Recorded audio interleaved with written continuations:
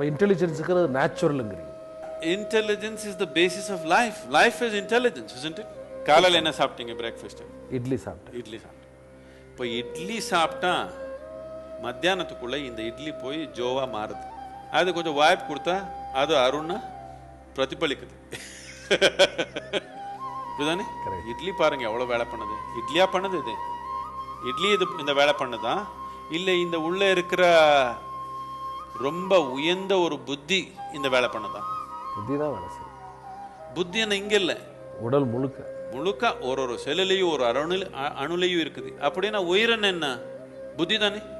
ஆனால் இப்போ இந்த விஞ்ஞானம் நம்ம மாடர்ன் எஜுகேஷன் எல்லாமே காரண அளவுக்கு மட்டும்தான் வச்சுட்டாங்க.